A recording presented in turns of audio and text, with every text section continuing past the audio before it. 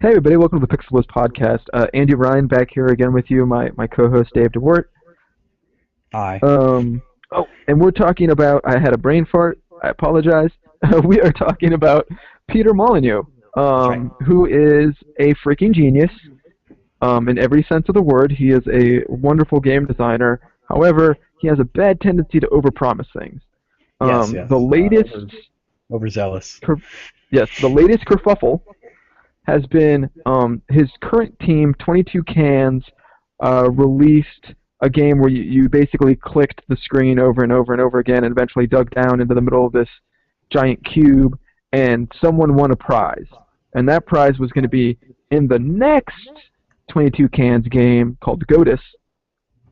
You were going to be the god in the video game, and being able to, people would play it with you, and design different things, and this guy would get royalties from the game. It would basically be built from his idea and his brain up. And all of that has ended up to be an overpromise, not happening. And I was going to say, to be fair with Godus, because first off, the first game you were talking about was Curiosity, and I played that, and it was kind of fun. Curiosity, I forgot what that was called. Yeah. Where you would just tap the cubes and break them, and then if you can get so many in a row, then you get like big bonuses and scores and stuff. And it was like a free-to-play game, so you could like actually dump money into it, and you could get like a bigger pickaxe to break more rocks, whatever. It was like a really silly Minecraft. Yeah. But yeah, like without Godus the building. Yeah, without the building and all the destruction. Without the things that make Minecraft interesting, yes. Yes. Well, I don't know. I saw a lot of people like, scribing messages into the blocks and stuff like that, and that was kind of neat, kind of internet. But Godus was supposed to be like, okay, everybody has their own little section of this world, and then you you sculpt it and you grow it, and the people revere you as a god. And then the one guy who won Curiosity, yeah, was supposed to get a cut of the profits, but as far as I know, that never actually. And he was going to be the god over everything. Yeah, he was going to be, I guess, the Super G. Yeah. But it was really neat. But yeah, that basically didn't happen. Godus has now been moved to another design team within 22 Cans. This all blew up this week, and it led, in Meyer's opinion, one interviewer in particular, to basically ask Peter Molyneux straight up, "Are you a frickin' liar?" Well, yeah, Rock Paper Shotgun asked that question. I don't remember if he was from Rock Paper Shotgun or not. I don't want to use his name. But as a professional journalist that doesn't cover games, that works in the media, that is not a question you ask. You would expect a little more tact on the part of the interviewer to maybe find a way to get that same question across over the course of a couple questions to get the answer they want, instead of what on the surface of it looks like a really dumb neckbeard move. Well, yeah. Like a stupid internet commenter that happened to ask a really important person in our industry to say a really stupid question. Yeah. Well, and the weird part is the transcript's on their website, and it was really hard to get to. I think somebody's trying to take it down, or was at one point. But like that was the first question he asked. He's like, "Are you straight up? Do you think you're a pathological liar?" And his response was, "That's a very," and then ... And I'm like, don't, because automatically the guy wants nothing to do with you because you're calling him a liar. Like, yeah, like your interviewee would. I'm surprised. Peter Molyneux, I could never picture like flipping a table up and throwing a drink in someone's face, but if someone asked me that in his shoes, I would flip over the table and throw a drink in his face and say the interview's fucking done. Bye. Yeah, I'm just walking out, getting up, walking out. That would have been my thing if somebody straight up called me a liar. Now, if I knew I was BSing and somebody called me out on it, I'd be like, yeah, you caught me, whatever. But if I thought what I was doing and what I had said was actually going to happen, and somebody called me out on that, I would have been a little upset. Yeah, but I mean, like, put yourself like in Peter Molyneux's shoes. Like, you made Populous. You made Populous 2. You made Black and White. You made Fable. You made Fable 2. It's like he has a wide, Theme Hospital. He has a wide, deep catalog of great games under his belt. He's been working in the industry for decades, and should have some iota of respect from the interviewer to him. Yeah. Well, and You know, has he overpromised shit? Yes, yeah, constantly, every game, all the every time. game. He is But you know freaking famous for it. What I mean, honestly, when you think about it, though, what developer doesn't? Like, Yeah. there's always features that they say early on that we want to include, and we want to do this, and we want to do that, and 5 out of those 15 features don't get into the final game because it was too hard to develop. They didn't have the funding to continue developing on it. They tried it, it didn't work. There's all kinds of reasons why stuff like that doesn't fall in or doesn't finally make it into the final version of a game. So that's not something that is particularly special about Molyneux. He has these huge ideas, and sometimes they work and sometimes they don't. And sometimes sometimes it's just coding every tree separately for the frickin' Xbox was just never going to happen. It was a great idea when he was dealing with a test machine, but once it actually got the final hardware, there was just no way he could have done it. No. That, and is there a great gameplay reason that you cut down a tree as a kid and it grows back as an adult? But that's not.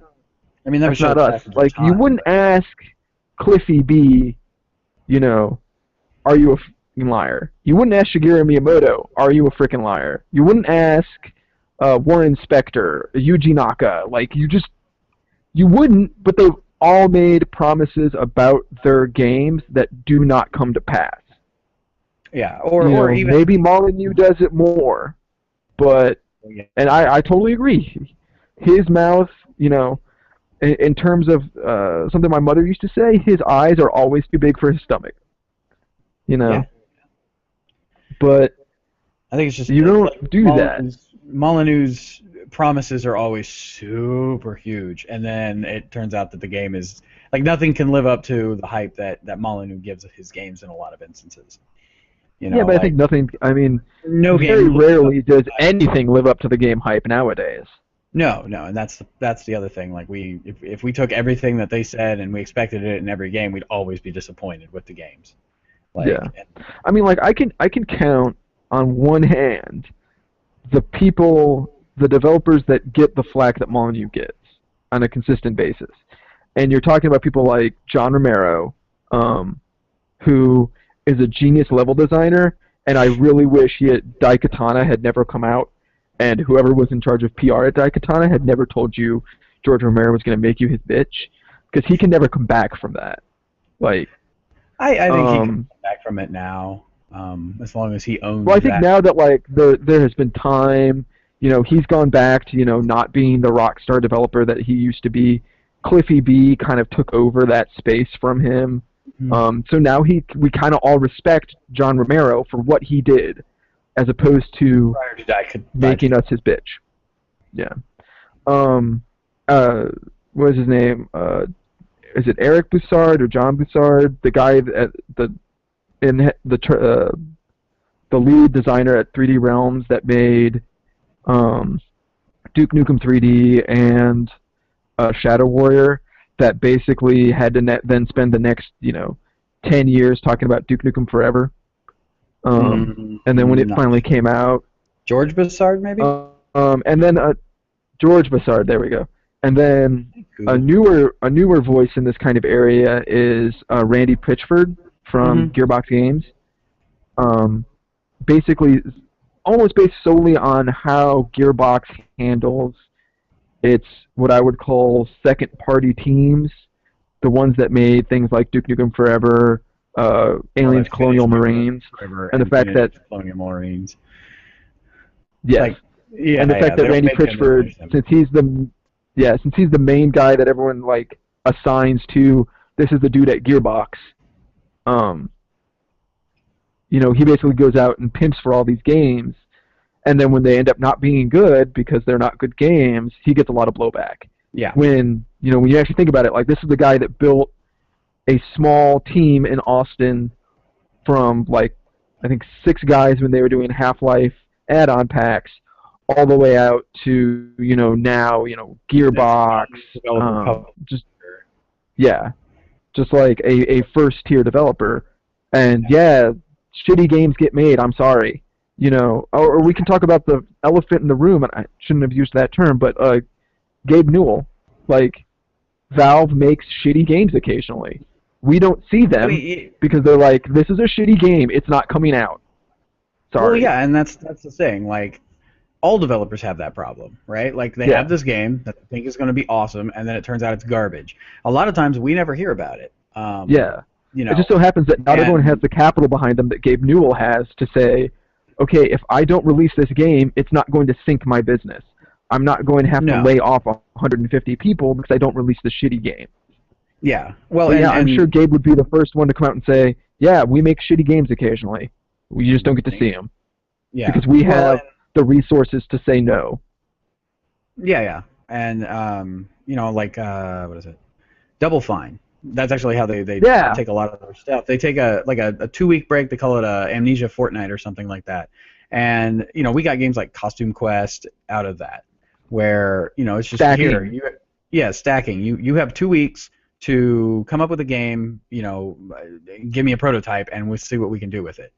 And then Yeah. once they get done with that, they go back and finish development on whatever game they're working on, and then they come back to it. Now, I'm sure out of the 8 or 9 teams that they split everybody up into, 3 or 4 of those games are absolute garbage and don't work. Now, I'm not saying that the people that work Absolute garbage is probably a little rough, okay but are okay, probably not absolute garbage, but are not as fun as they would hope, or not as fun as the other prototypes. yeah.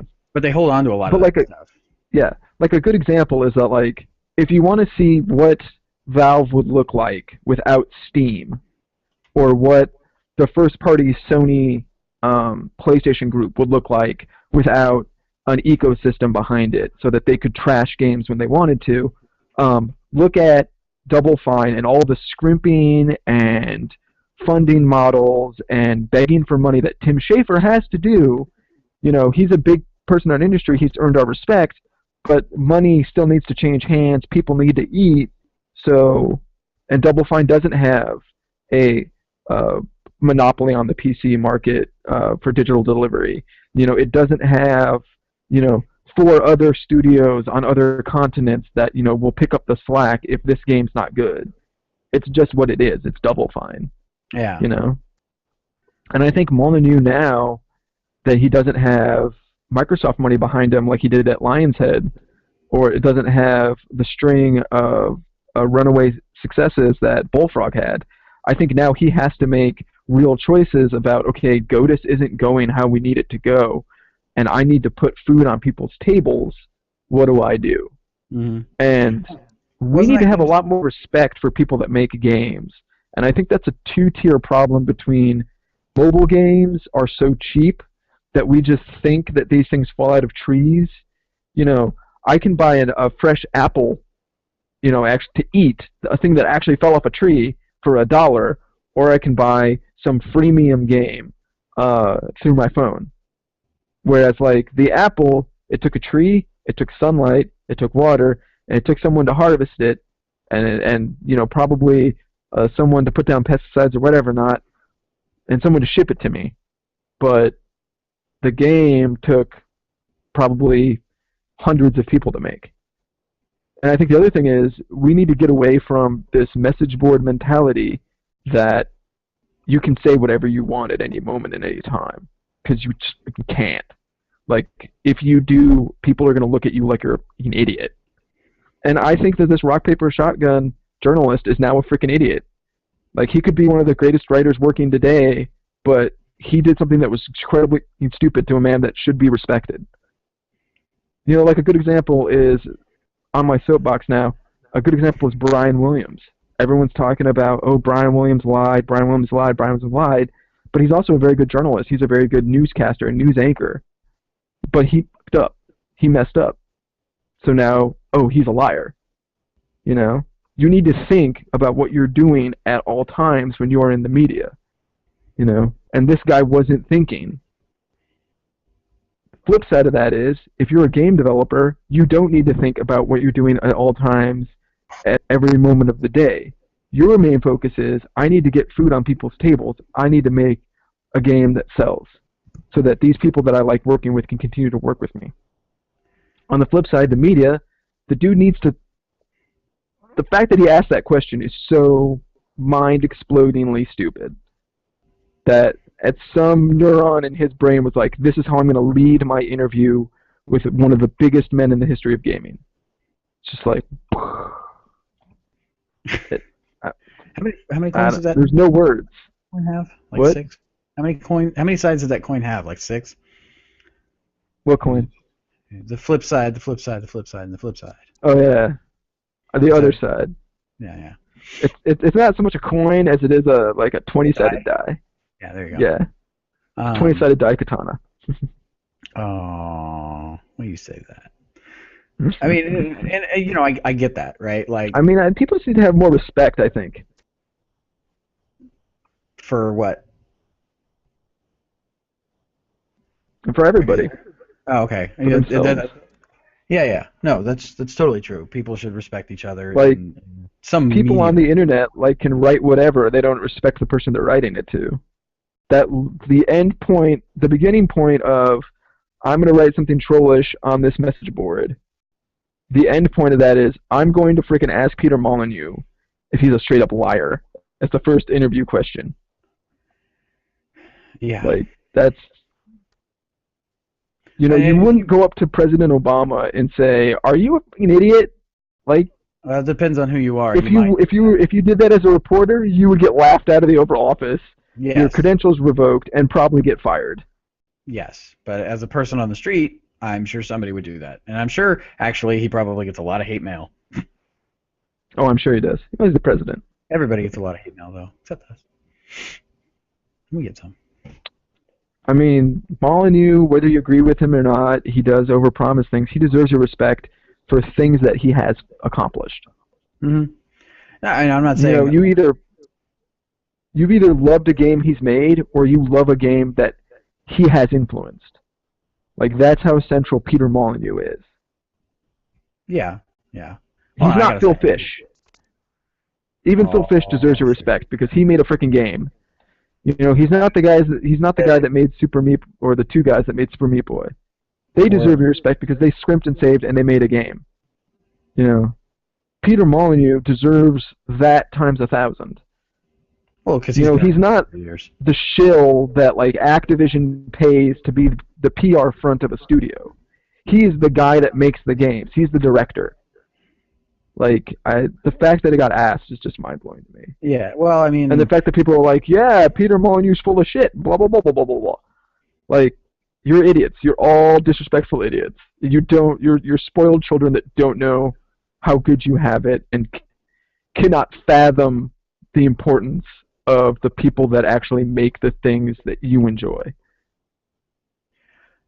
Okay, I would Not agree. saying that Peter Molyneux is Picasso, but you wouldn't go up to Picasso and say, Picasso, you're full of shit. Well, he's dead. Their freaking eyes don't line up. Like, you'd be an idiot. And you're hugely disrespectful.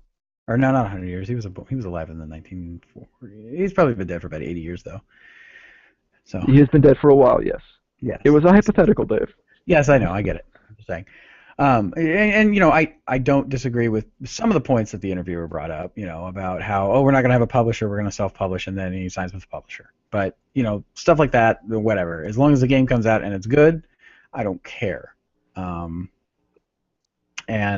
you know, this article in particular, I'm trying to kind of read it while you were talking, and it's kind of hard to do both. But, you know, I think we should look at Peter Molyneux and go, you know, yeah, you've made some pretty good games, and, you know, good on you for trying to go out on your own and start a studio and do this and that, and, you know, props to you. If your game doesn't sell well, I'm sorry.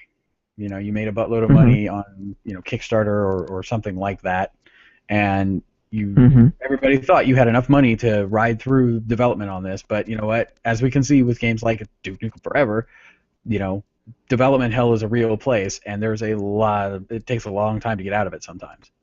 And I know that game is out on mobile devices, but it's not out on PC or anything else yet, I think.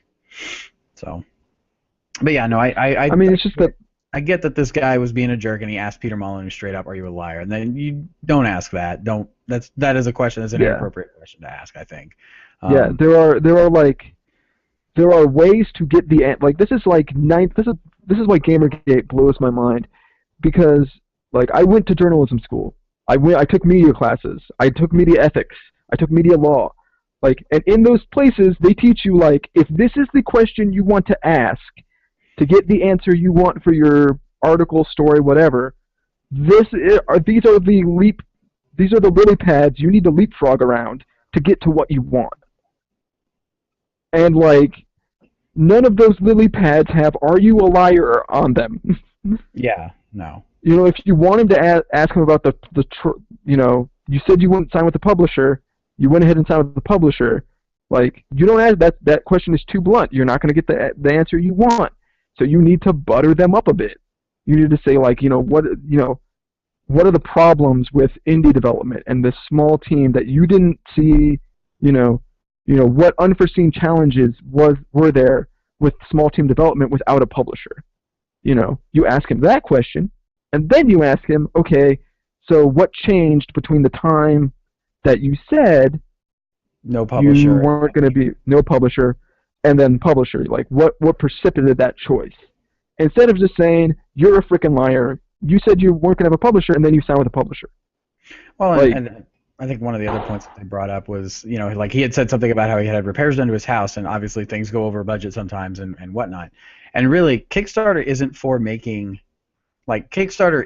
funding your project 100%, right? Like, exactly. Some projects can be completely 110% funded by Kickstarter. Anita Sarkeesian's thing, that was done like 4 times over or 5 times over. Yeah. She got like I think that's what Kickstarter. That's why we've seen a drop in Kickstarter projects for gaming, because I think a lot of people are learning that, like, it's one spoke in the wheel of getting your game done. Yeah, and I think, like, you can say, my project raised $500,000 on Kickstarter, and then you can take that to a big investment guy and be like, hey, I need another $500,000. I've already got the first half, and all these people are basically guaranteed to buy it and talk about it and make it happen, or try to help us make it happen. Like, yeah, or like go to the platform holders, like Sony's Pub Fund or something, and say, like, I have so much, like what they did with Sports Friends.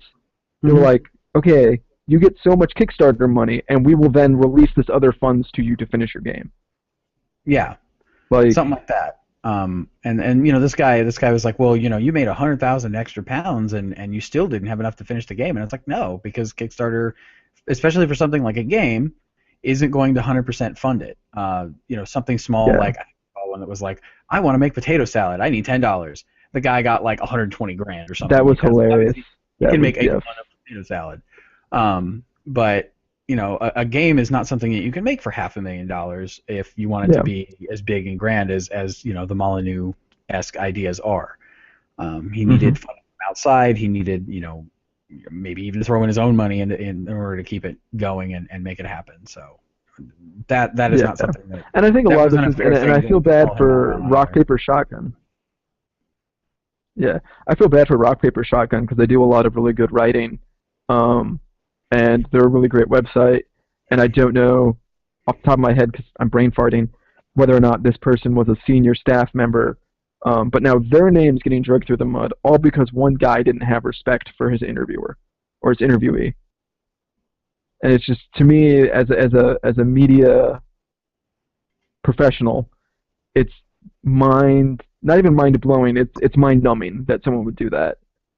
Yeah. Because you have to, like, to quote Will Ferrell, it's mind boggling. It's where your thoughts all get caught up like they're in a bottle. Was that Will Just Ferrell? like, what? Okay. Why would you do that? What? Yeah. No. Go ahead. I just think you're right. We do need to respect the people that make the games that we play, and not call them out on little inconsistencies and stuff like that. When it'd be one thing if they said, hey, Fable 4 is going to be in space, and then it turns out it's not in space. That's something that you can call them out on. But saying, hey, it's going to be in space, and it turns out it starts in space, but you can still go down and you can still do the sword and sorcery stuff if you really want to. I feel like that's not something you can call them out on. But like if a good example. I was gonna say if we don't want our developers to start retreating into hermitude, like if that's even a word, like Phil Fish and like Peter Molyneux, we need to not treat them like crap when it's not deserved. Yeah. Now if the guy's being a complete jerk, it's deserved, and maybe it's probably best that they do become a hermit, and we never hear from them again. But don't hate on Cliffy B for his new studio, or Randy Pitchford, or any of these head guys that may not have a direct hand in the development of these games. They're maybe they're just pitch guys. Maybe they're just they're the head of a studio. They're out. They're talking about the game, and maybe they don't have a ton of impact on what's actually going to make it, what can and can't not make it into that game. There's a director below them usually. In Molyneux's case, he's kind of both. Yeah. Yeah. I mean, I don't think anyone's saying like don't call developers out on stuff. But a good example that I read. All the stuff, but don't be super blunt like this dude was. Yeah. Walk them to the point where they have to say it themselves. Yeah, I mean, could you imagine what would have happened to Kojima if Metal Gear Solid 2 was released today instead of when it was in 2001? I thought this was supposed to be all of a sudden you're playing the freaking game as Raiden. The entire game is now you're playing as Raiden, you're not playing as Snake. The internet would have freaking imploded on itself. Yeah. I mean, and people would be calling Hideo Kojima, "Are you a fucking liar?" Meanwhile, Hideo Kojima is probably one of the top 3 most important game directors working in our industry today. Easily. Yeah, that's probably a pretty good spot. And I think some people, like George Romero, Randy Pitchford, and Peter Molyneux have just been whipping boys of the internet for so long that people don't feel they deserve respect anymore. Yeah. And that's totally wrong. And people are just full of it. And if I were EIC at Rock Paper Shotgun, the minute that script crossed my desk and that was the question the interviewer asked, he would be fired. I would literally bend over backwards, no matter what contract that guy had, and fire him. Yeah. And if I did that in my job, I would expect to be fired. Yeah. I mean, you don't ask. So, like, if I'm on air and I drop an F-bomb, I expect to be fired. Yeah. But here it's okay. Because we get taught. Yeah. Because we get taught. Don't drop F-bombs. You will be fired. It doesn't matter where I work because we don't care. But in the press, it does matter. Yes. Because these are the things that go into contracts, and you're just like, oh, okay. We will use appropriate That's language. In my contract. If I on air at all it's times. Like, okay, don't make the brand look bad. Got it. Yeah. That's not hard to do. Yeah. If I follow these rules that they taught me, I stay within the bounds. And I can then work within. Yeah, it's like a game. You figure out the rules. You figure out what you can and cannot do, and then you work to achieve your objective. And Life this is guy, a game, people. Life is a game. The end state, though, it kind of sucks. As long as you make it to retirement, I guess you're cool. But the end state kind of sucks for the rest of us. Got to go do our daily. I mean, have you played Resident Evil? Well, then you've seen the end state. That's it for me. I'm done. I can get off my soapbox. Yeah, and I just think we need, and not even. And I don't want to make this like, you shouldn't say bad things about people on YouTube, but those people are just as hardworking as a lot of these developer dudes. So Mm-hmm.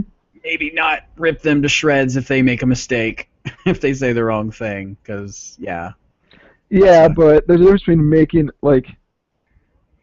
there's a difference between working off the cuff and making a mistake, and leading your interview with that question. Yes, that is. Does that make sense? Difference. Yes. So. It would be like there is a difference between building a giant Lego Orthanc and someone knocks it over and it looks like a giant dick, and building a giant Lego dick. Does that make sense? I suppose, yes. Yeah. Like, there's a difference. It's a difference of like pre-interview thought pattern and like what your objective is and how you thought through the questions you were going to ask. Yeah. Yes. No, it's like if he asked that of like the guys at Infinity Ward, the Frank Zappanella and co., there would have been a PR person from EA or whomever in the room that would have thrown the interviewer out. We're like, nope, do not answer that. Yeah. Do not answer that question. This interview is over. Yeah. And you know, the since fact Peter that Molyneux doesn't have that anymore, he got stuck. or maybe he Poor does, Peter and he Molyneux. just told his PR guy, you know, back off, I got this. You know, that could have very well been too, because I would imagine that PR guy works for Molyneux and not the other way around. But, you know, and you know, it's sad to see that you know, if Molyneux does what he says he's going to do, we're not going to hear from him again. And it is kind of fun, you know. I'm a little guilty of this, but you know, every time Peter Molyneux came out and said, "I got this new game," and I'm like, "Yep, it's going to be 90%, you know, well, not what he says it's going to be, but that's okay because the 10% that we get is going to be pretty damn good." So. Yeah, I think everybody's done that. So I wouldn't feel I've done that. So you started taking Peter Molyneux with a grain of salt, but that doesn't mean you didn't respect what he actually put out. Yeah, because Fable was a good game. I like the Fable games. My wife liked the Fable games, which is saying a lot. She's not a big gamer, so. But yeah, I don't have a lot to say. I think it sucks, and we're not going to hear from Peter Molyneux anymore because he's tired of being defeated by people. Yeah, I mean, he was a very valuable perspective in the industry. Mm-hmm. I want to say it was like Game Trailers or someone had him on after like Xbox's E3 panel a couple years ago, or maybe last year, the Xbox One, and he had the most interesting things to say about it because he had been inside that ecosystem. You know, he had the inside information and was saying really cool, thoughtful things. Meanwhile, Jeff Keighley was just kind of sitting there and nodding, as an interviewer should do occasionally.